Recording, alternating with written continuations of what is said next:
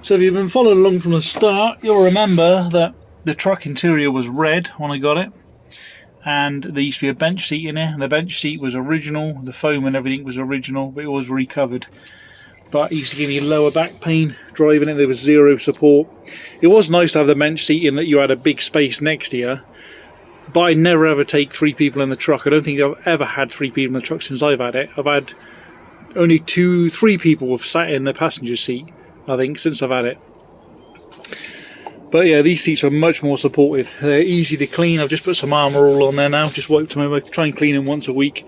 But yeah, these seats have been in here, well, this seat's been in a couple of months now, 4 months, something like that, and it's pretty damn clean, still looks new. That seat doesn't get sat in very often.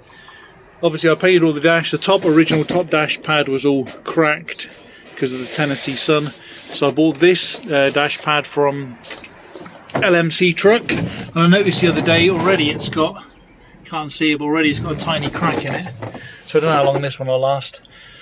I've still got to rewire the truck, so all this has to come out at some point to rewire the truck. I wish I could buy this panel, because this panel's cracked in numerous places, but I can't seem to find this one anyway. If anyone knows where I can buy one of these, this radio surround, I'd like to change it. Digital dash still isn't in. Yes, I changed the gear shift to put an antique baseball on it, just because. And then I say I built my center console, still not polished the lids, but it just gives me organised storage now in here. Stuff that I carry, everything in place. This one's not as organised yet, but just gives me a storage space, different stuff that I carry latex paint remover, and this is like a sticky stuff and crud remover. It's brilliant stuff. That tends to go with me every day, just a little cordless drill. Air shims, these things are brilliant, you know, especially when you fit doors or whatever and you've got to lift something. They can lift £300, £550. I've got a couple of those. So yeah, I've got storage in the middle now, so that means the front of the truck stays empty. That speaker wire hanging down, when the truck gets rewired, that'll be gone.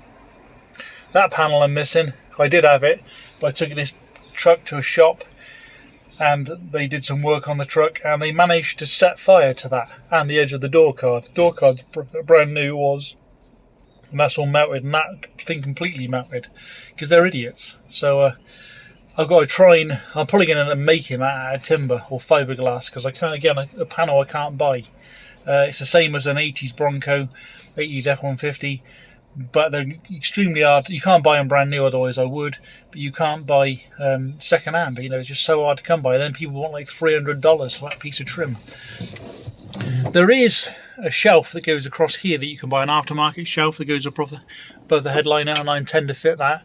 Just things like sunglasses, etc. and that. So see if I can get that ordered and get that painted or wrapped.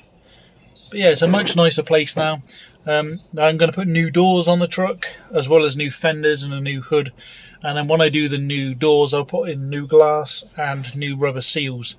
So at the moment, the truck is super quiet, but when you go 50 mile an hour or go 70 down the freeway, wind noise is diabolical. So this will have all new glass in it, and it'll have all new rubbers in it. And then the back window will be tinted, side windows will be tinted, and then the front will get the tint that's your maximum allowed. I think is like 5% or something. And then there'll be a sun strip across the top. I got rid of the sun visors because they were broke. They just kept me falling down. But yes, it's a much nicer place to be now than it was originally. And so I've still got the other door card to make for the other side.